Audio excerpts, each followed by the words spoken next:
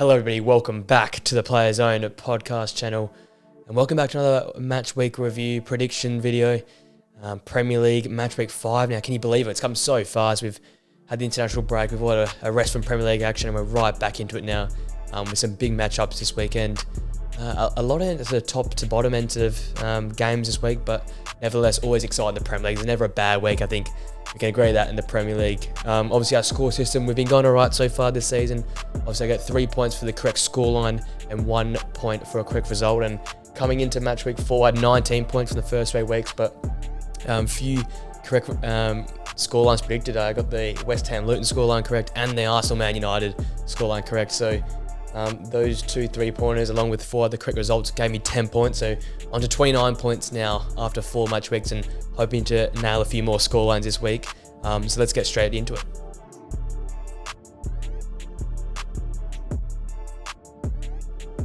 Start with the first match, the early Saturday kickoff, and it's Wolves versus Liverpool. Now Wolves at home, we know they struggled so far this season in front of goal, only the 4 goals this season. It was that important win away at Everton where they really struggled to get the ball in the back of the net, and then I guess really solid patches throughout the season in different games, but especially that first half as Crystal Palace looked the better side. They just weren't able to score and then struck early in the second half and obviously a consolation goal late in that game, but that was a good sign for me against a Crystal Palace team. They're in some great form. They showed some really good attacking output there. But once again, the ability to put the ball back in the back of the net this season is going to be their biggest thing that's going to hold them back, I think. And Hwang scored in that game. Matheus Cunha also on the score sheet. But it's not going to be enough to rely on just Matheus Cunha all season to put the ball in the back of the net. The midfield creativity at times has been lacking, but we saw it improve against Crystal Palace. And if I know anything, Gary O'Neill always works hard and is able to get his teams playing some great, right in the eyes of football, but also create chances. So the chances are going to be there for Wolves just as they can take these chances. And so far they haven't, and that's what's held them back so far. But at home to a Liverpool side who are hitting their straps so far this season, I was coming to the season very bigger than predicting to finish around 3rd in the Premier League. And so far they're showing me what it's all about. And I think games like this, games against Wolves where they really flex their muscles, we saw also against Bournemouth, they'll do that as well. When they're in possession, they're going to be one of the hardest teams to stop. They are so aggressive in that midfield trio now. It's so much creativity in there. Long gone are the times of Fabinho and Henderson that are sort of counter presses and try and win the ball back that way. They're all about creating now with creative players in there. McAllister sitting as a 6 at times, creating in from deep. Ravenberch probably join him in there in a sort of deep line, double pivot, I assume. And Szoboszlai, we've got to give a round of applause to this guy. He has absolutely shone and stood out.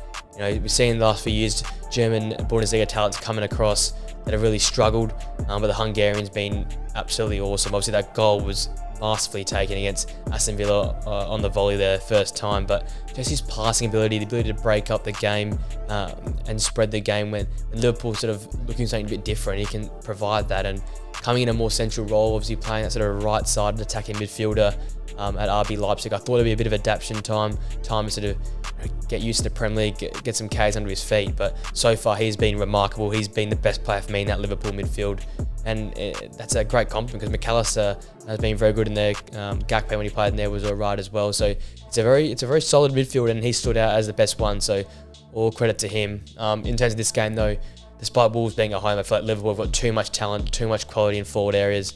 Nunes is playing well, Salah's playing well. They've definitely kept it now away from the Saudi deal.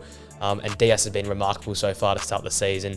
And with Trent in this new sort of right centre-back role now, they can cover for his ability to sort of roam around in midfield with Matip sort of moving out to a sort of right back in possession and tucking in a right centre-back without the ball. So Klopp sort of worked around this new strategy. He's got that creative play now. He's got that midfield dominance, and it's a very exciting time to be Liverpool fans, I feel like. In this game, they're absolutely going to trounce them. I think they're going to win this game 3-0 against Wolves.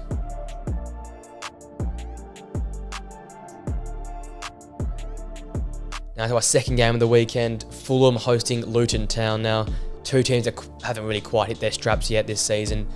Fulham, a good result at Arsenal was that 2-2 draw, but around that some really poor performances. Obviously at home to Brentford, that 3-0 loss a few weeks back, but also against Manchester City. Like, I don't expect any team to go to Manchester City and win, but the way they just capitulated after that Ake offside goal, the manager Marco Silva getting another touchline yellow, the players sort of losing their heads, and after that point in time, it all fell apart in the second half. Some poor performances in there, a lack of control in midfield when they had chances to control the ball, and they just got overwhelmed, I think, by the quality of that Manchester City midfield, which is it's all credit to Fulham. It's hard at times to stop that Manchester City midfield, but when they started so well, that the instant equaliser from Tim Ream there, knocking in that ball at the back stick, I thought they could at least make a bit of a game of it. We saw it at Arsenal, they were able to hold on there and get a result there, but it was all falling apart for Fulham. And for me, their road form was really, really good last season, and I thought if it's a sign of a good sign if they can continue this, but it's been a bad sign so far this season. Their inability to stay switched on, they lost their heads in that game. It's not a good sign for them going forward, because last season, their high position in the Premier League was built upon great away performances, one of the best away records in the Premier League. And so far, I'm not seeing just that mental strength and the ability and the character to come out in away days there and get a result. Without Mitrovic, obviously, is a big loss.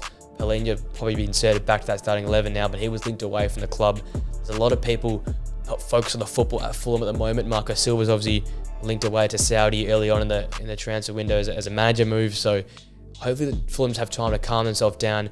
A big game at home, obviously, versus Luton, who so far for me have been very disappointing. Even at home, I expected at least to go on the front foot a bit more against West Ham, but they sat in deep, really, really deep, and didn't quite get the crowd involved. It was only once that goal went in from the corner there late in the game that the crowd finally got involved, and Luton finally got the front foot. But if they're not going to get the front foot at home, what do we expect from them playing away from home? They'll sit even deeper and deeper, and I think Fulham, they've got enough quality there to break them down eventually. Two teams that probably aren't in great form, but this one, I think Fulham at home are going to get it done. I'm predicting a 2-0 win for Fulham versus Luton, but don't get me wrong, Luton can probably surprise in this game, and I'm not going to be surprised if Fulham manage to screw this one up, because they've been really hit and miss so far this season.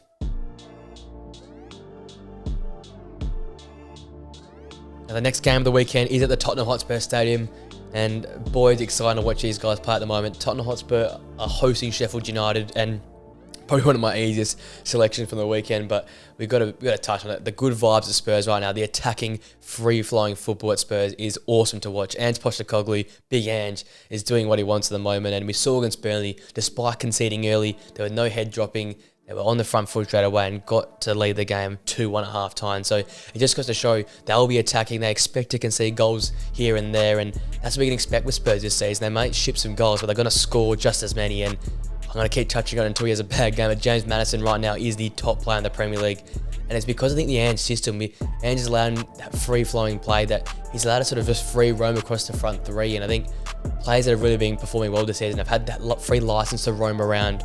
Look at Diaby, I look at Alvarez, Foden, these other guys in the Premier League who've played very, very well. It's this free license to roam around, and Maddison, for me, he picks up roles out in the left, out in the right, in behind the striker, dropping in nice and deep near like a number 8, number 6 role. So super impressive this year, setting up goals, scoring goals himself. Obviously, Son with that hat-trick as well, a very impressive hat-trick at Burnley. Didn't see much of the football, but his power to run in behind, his pace to get in behind defenders, and his clinical finishing just stood out. And what a player he is. And I think Spurs now have sort of solved that number 9 crisis for the time being. Obviously, Richarlison's still going to be there. Hopefully he can get back in form eventually and be that true number 9 to take over from Harry Kane. But it just got to show that Ange is taking on all these challenges. Last season, we came into the season after last year with a poor midfield, thinking how they're going to replace these midfielders. They buy number 10 in Maddison, but he goes and uses players who were there, Pape Sarr, Basuma as well. So he's learning and he's adjusting on the go. And I think you go from a Celtic team and a Japanese team, and he's learnt his ability to adjust tactics and to use what he's got at his hands there. He's not been blessed with some of the greatest teams coming through to this role, so he's making the use of what he's got in front of him. Obviously some great signings. Mickey van der Ven and Maddison have both stood out, and a big shout out to Destiny Udogie right now. He's looking one of the best fullbacks in the Premier League. Super aggressive, playing as a false left winger, we can say at times, getting so high up that left flank. And even the substitutes, Perich has been very good coming off the bench this season. And the whole system's worked very well, whether Emerson Royale or also Pedro Porro there right back. The defenders that are being ultra aggressive, it's supplying more chances. The midfielders look robust, they look strong in there, and they just look at one of the most exciting teams to watch. On the other side of it, Sheffield United, really unfortunate to get 3 points against Everton. They played some good portions in that game, but not quite, enough to produce 3 points. Obviously, Pickford double save there in the last kicks of the game. Ollie McBurney unable to score there, but yeah, really, really tough run for them. Going away to Tottenham, not going to be easy at all, especially in the form they're in. I don't expect them getting much from this game. If anything, they're going to sit in really deep and rely on Archer and McBurney to be takes the balls out the top, and hopefully they can, scramble a goal here and there if they can defend well. But with Tottenham in the form they're in, I think they're going to score a lot of goals in this one. They're going to ship one as well, I think. Tottenham 4, Sheffield United 1 is my prediction, but it's going to be exciting from start to finish, and that's what we expect now with Tottenham in 2023.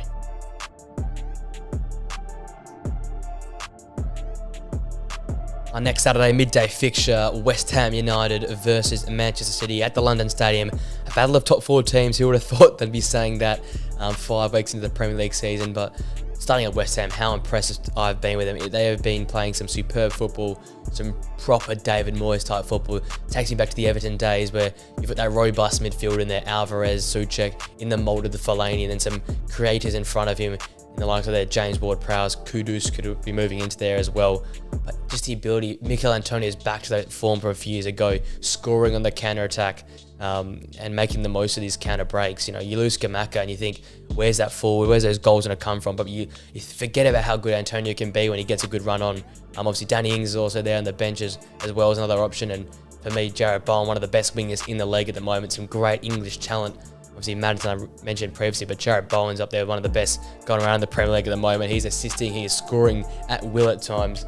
And I just like this retooled midfield. I think that's the biggest thing for me. The Souček, Ward-Prowse, and Alvarez combination, and they all have defensive capabilities, which is important to David Moyes' system right now, where they're sitting back, soaking pressure and countering teams. And they're going to have to produce a Brighton-type foot performance again against the Manchester City side, who, like Brighton, are going to have 60-70% possession. Those stats in that game against Brighton were remarkable, but West Ham got that 3-1 win and basically controlled the game. They were never looked unfazed or out of control at any points in time. And against the Manchester City side, who, again, how impressive they can be. Haaland, who apparently had a bad start to the season, already got his 6 goals, already got his first hat-trick. Julian Alvarez looks better than ever, sort of floating in at number 9, at times playing number 10, going out to the left. Phil Foden sort of floating around there as well. Those two are in really, really great form. Even look at Mateo Kovacic, has filled in that Gundogan role, probably not to the levels that Gundogan did, but playing that role very, very well. Gvardiol just slid in and looks unfazed. Looks like he's played for Manchester City now for 20 plus years. They've just got so many good players on the pitch, and despite how good West Ham have played out of possession and on the counter-attack, I think Manchester City's quality just be too much for them. Obviously, the West Ham fan, the London Stadium crowd, will be right behind, and this will be an awesome atmosphere to experience. But Manchester City, their quality, their talent, I think Pep Guardiola is still missing, but his philosophy is inserted in this team 100% of the time. So for me, I think West Ham will put up a gallant fight, but for me, it's going to be a Manchester City win. I've got them winning this game 3-1 over West Ham United.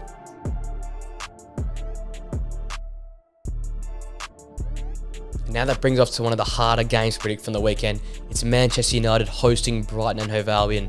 And Manchester United, the story's all over the place. Obviously, the drama going on with the sale of the club with the Glazers. Are they selling? Are they not?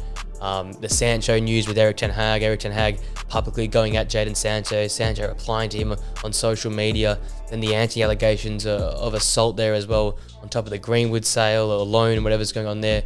Maguire and Evans, their effort in the Arsenal game, it all seems to be piling on Manchester United at the moment.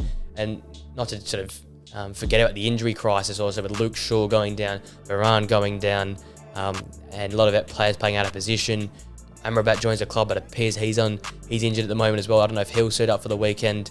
So it's all a bit of crisis at the moment for Manchester United, but if they can get their heads down at home, the Old Trafford crowd will be right behind them. It's going to be a top 6 sort of battle here. So I think the Old Trafford crowd will suck in a few goals there. So Brighton are going to have to be at their best.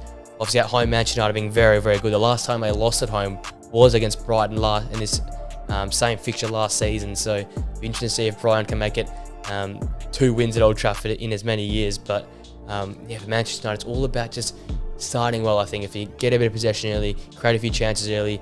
I liked what Højlund did in his first game against Arsenal. A bit of a physical presence, more pace in behind, get him the ball early on, get him involved, get Rashford involved.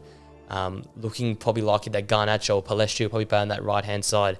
I doubt Jadon Sancho are going to start with all that's happened in the last fortnight. But interesting if Amrabat plays as well. But United's supposed to want a good start to the game and get in control, because if Brighton get an early goal like the Forest team did a few weeks ago, there'll be a few moans and groans from the stands, and it could just capitulate in front of Erik ten Hag. And a big game for your Manchester United. I think at least a point is what you need to get from home here at home against a Brighton side, because if another loss happens, a lot of pressure on United. They'll fall around 9 points behind the leaders in Manchester City. It could all be chaos and red flag early on in this season. As far as the other team goes, Brighton, Great bounce back after that West Ham loss a few weeks ago. Absolutely dominated Newcastle United off the park, outpossessioned them, outplayed them. Evan Ferguson with a classic hat-trick. Wasn't great in the eye, but just a proper striker's hat-trick, getting in positions to poach and a tap in, a great finish from outside the box, and then getting a bit of a luck there for the third goal. But he looks like an absolute dynamic talent, someone to be keeping an eye on for the future. 150 million, probably the worth right now at the moment, but Brighton just keep moving on. They keep trotting along. The style of play under De Zerbi is awesome to watch, and I think they're going to probably out-possession United on their home deck, so it'll be interesting to see how United play to their counter-attack at home, which is quite foreign, I think you'd see, but I'd expect De Zerbi to have 65-70% possession in this game. Their midfield is set, their team is set, the Matomas of the world, and maybe Ansu Fati gets a chance to show his skill in this game. There's so much talent in this Brighton team, and I think it's going to be a very strong game for them. I think the Old Trafford home crowd will help United suck in a few goals, as they say at the Stretford end there. And I've got this game being an exciting game. I've got it going a 2-2 draw. Don't get me wrong, Brighton could easily nick this game.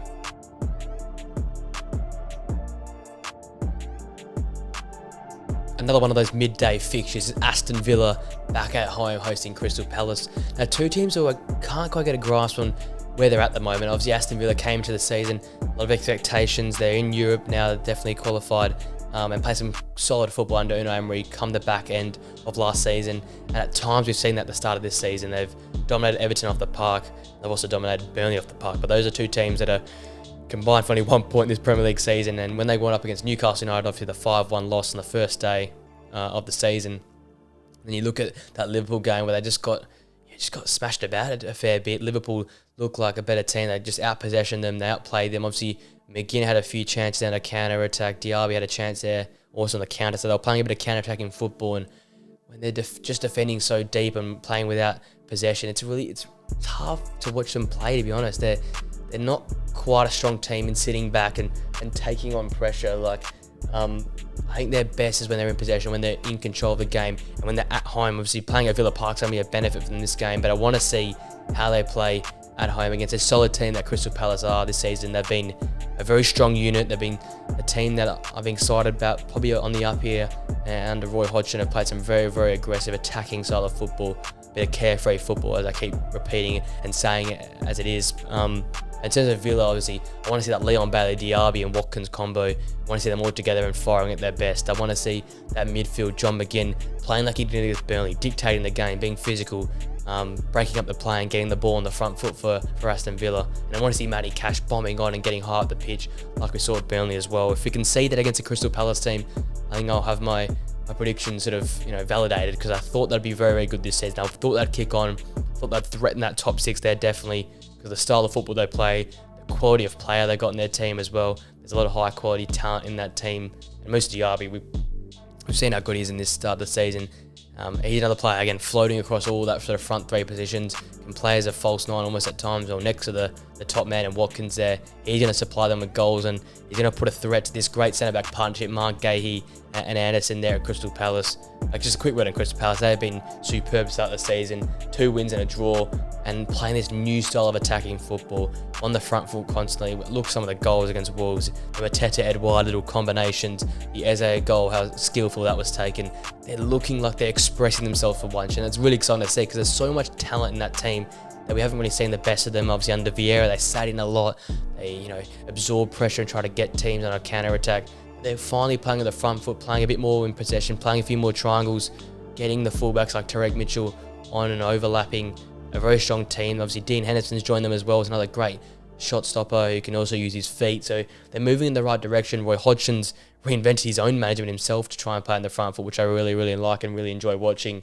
Their ability to create, we saw that in the second half after that sort of boring first half against Wolves, that they were able to adjust things and get on the front foot again, which is good to see. They can make these in-game adjustments. But I think Aston Villa, the coaching Unai Emery, the quality of player at Aston Villa, and most importantly playing at Villa Park, one of the hardest places to go and play, I think they'll get the best of Crystal Palace. Don't get me wrong, this will be a tight game from start to finish. I've got Aston Villa winning this game 2-1.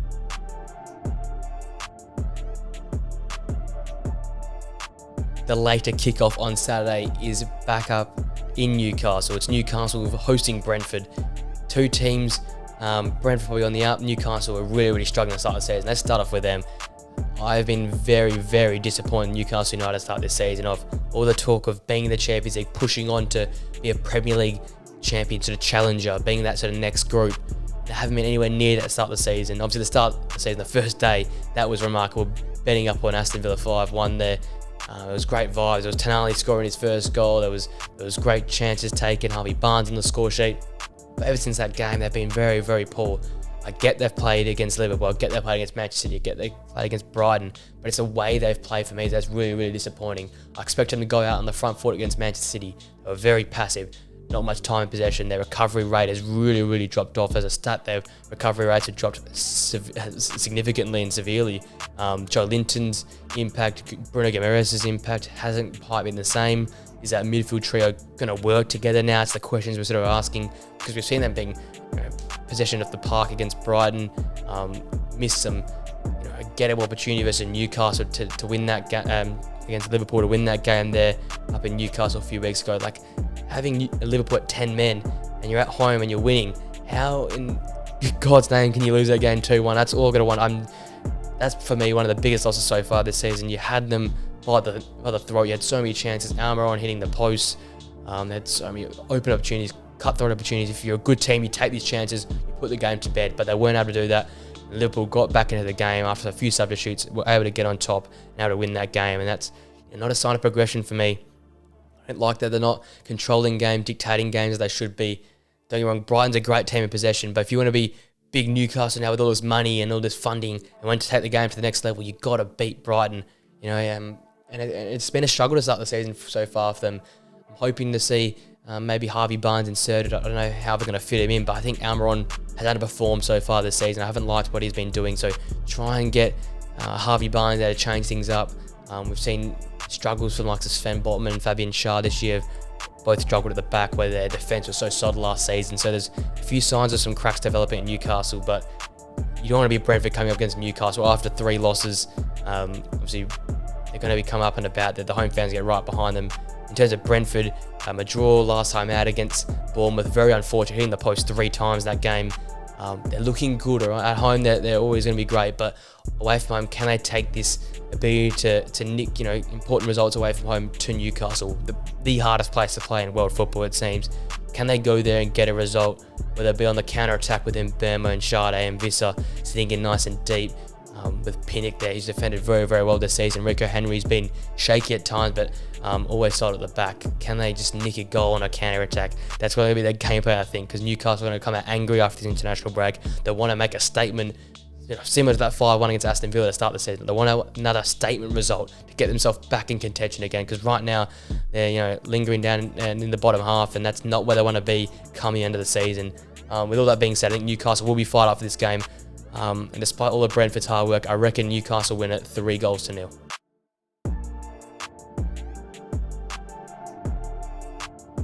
Now we come to the Sunday fixtures, and one of the most difficult ones to predict, I think, is going to be Bournemouth and Chelsea. Again, 2 teams that are hard to read so far. Chelsea have not hit their straps, and Bournemouth have shown some really, really good signs without getting any wins so far this season. Obviously, their 2 draws, one at home against West Ham, and then on the road last time out against Brentford. Don't get me wrong, under Andre Iraola, they played some very, very easy on the eye style of football, a bit more progressive than under Gary O'Neill there, but just unable to get the big results when they needed. Obviously, really unfortunate. I'll take all 3 points away against Brentford. They were leading that game after David Brooks tapped home on the counter-attack there, but at home to Chelsea, you never know with these guys. They've got a really, really good squad. As I say, they're playing some great style, nice in the eye style of football.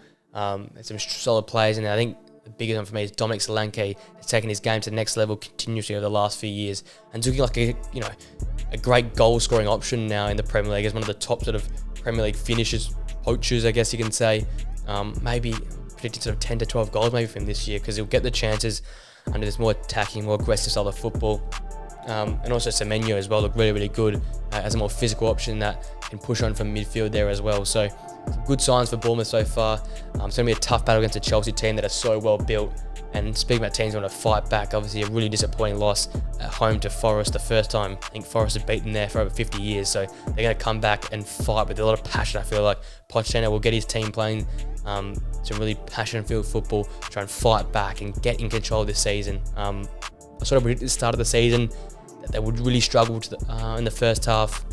Getting all these players to gel is going to be a problem. Similar to last year, they've shipped off a lot of players, but they've got a few new guys in, and I think the whole money thing's going to be a lot of pressure on these young players. A lot of these big contracts, big signing fees, it can put a lot of pressure on players. I think the adjustment period is still, continuing as we're still talking here. So results is going to be very, very important. Going away to Bournemouth are going to be challenging games early on this season. I think if they want to be up there again in European contention, just scraping through, no matter how the performance looks against these sort of Bournemouth teams, will be very important. So they come the back in the season, they can make a charge for some European positions. It's going to be a tough old game for them. Andre Ariola's going to play some smart football tactically. They'll sit in when they need to. They'll play in possession when they got the opportunity to. It's going to be tough for Chelsea to break them down. They're going to rely again on Gallagher, Sterling, these guys who are in great form. Hopefully Nicholas Jackson get back on the score sheet again. He's been very important for them when he can finish. We saw it against Nottingham Forest, the inability to finish cost him, but when he has finished, he's looked good, he gets in good positions, and he's going to be pivotal for them for win games of football. His goal scoring has been very, very important. Obviously, Enzo Fernandez in that midfield has been very, very good this season, but as I said, Gallagher for me is a bit of a game changer, playing a bit sort of further forward of that midfield trio, can create things for the team, can break up the play, also playing a bit deeper, but can create chances. He's a chance creator. You've got Moses Caicedo, Enzo Fernandez back in behind. If those two can play at a high level, Chelsea can hopefully dictate the midfield battle and can go on and get a good result in this game. As I said, I don't think it's going to be easy. I think they're going to get this game just 2-0 over Bournemouth.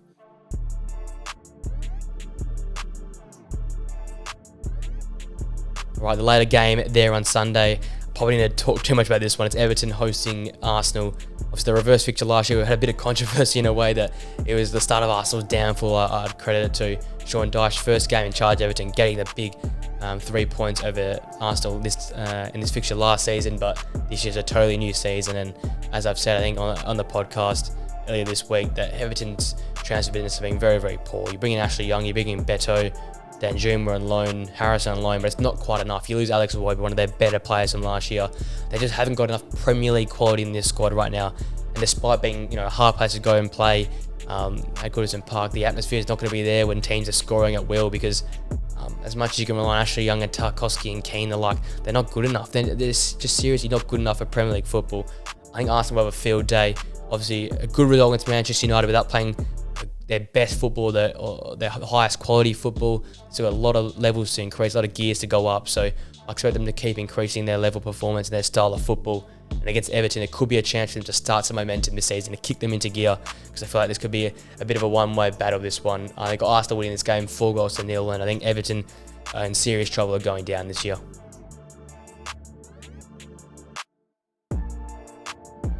That now brings us on to the final game of this weekend's action.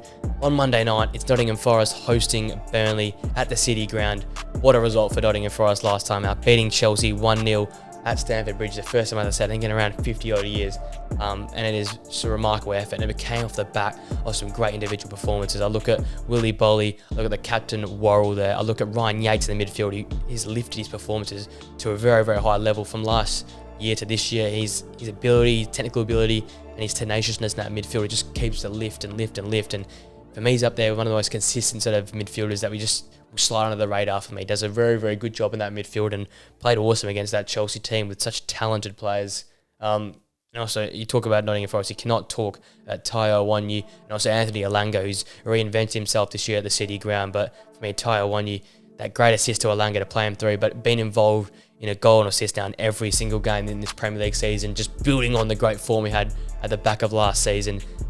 It's just starting to click now for Nottingham Forest. This is what I was sort of predicting at the start of the season. They'll get some time to get together. They'll click now. They've adjusted to all these players in this team. They got rid of a bit of deadwood. They've got a very, very strong team. Steve Cooper, for me, is one of the best managers in the Premier League. He knows how to manage a team. He knows how to adjust to situations. And we saw that at Chelsea. He played that situation very, very well. Cool, calm, collected, despite him saying he was sweating his balls off, I think, in that game. A very, very good player. And also the signing of Divock Origi as well, another forward option for them. So much great talent in this team, and I think they're coming together at the right point in time. I think they can get a result here at home, which is always made easy because of how good that home ground is, how great the City Ground is, how much they get behind the team. It is a hostile place to go. And for a Burnley side that has one of the only teams without a point this season, alongside Luton. It's going to be a very hard uphill task for them. Played some good football almost in every single game, but this good football thing isn't going to work, I feel like, anymore. The pressure's going to build in Vincent Kompany now to try and change his style of play, to try and suit winning or drawing games of football, because right now their possession style of play, they haven't got the players or haven't gelled quite yet to play this style of football, and teams are just making the most of it. Saw Tottenham carve them apart, saw Manchester City just dictate them off the park. They're really, really struggling to start this season here, and I think it's going to be a very, very hard challenge to go up against a Nottingham Forest team that is very well built, very well coached, and at home as well. It's so hard to go away to the City ground and play some good quality football. If anything, I guess the positive so far is Ziggy Amdouni's play, and also Lyle Foster, the two sort of forwards for them, are being very, very impressive when they get in dangerous areas. They're looking like they can convert and be clinical. It'll be very important for a Burnley team that looks like they're going to struggle so far this season. If they can continue to provide for these two up front, they'll be getting them the goals. So hopefully they can continue to lift their game and get them more involved. But if I'm looking at Burnley, if they're going to get anything out of this game, they're going to have to change their style of play, sit in a lot deeper, and try and play on the counter-attack. A bit more similar to the old Burnley that we're used to, because playing in possession, it just ain't going to work, especially away at the City ground. It's one of the toughest places, I think, in the Premier League to go and play. And all that being said, the form of Nottingham Forest and the struggles right now of Burnley, I think I've got Nottingham Forest winning this one 2-0.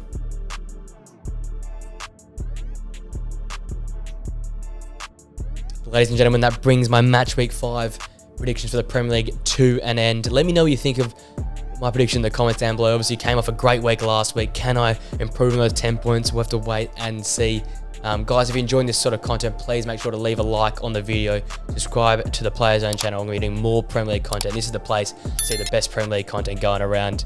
Also, share this channel with mates, with friends, people who enjoy this sort of content. Growing the channel, get some momentum on the channel. We're going to keep growing day by day, and I really appreciate all your support in the last few predictions videos. They've done very, very well on the channel. So, much love for all that, guys. Hope you enjoyed this weekend's Premier League coming back. It's really exciting to have the Premier League back on the weekend. No one likes international breaks at all, so it's good to have some Premier League football back in our lives on the weekend. Have a great rest of your day, guys. Enjoy the weekend's football action, and I'll see you guys in another video very, very soon. See you then.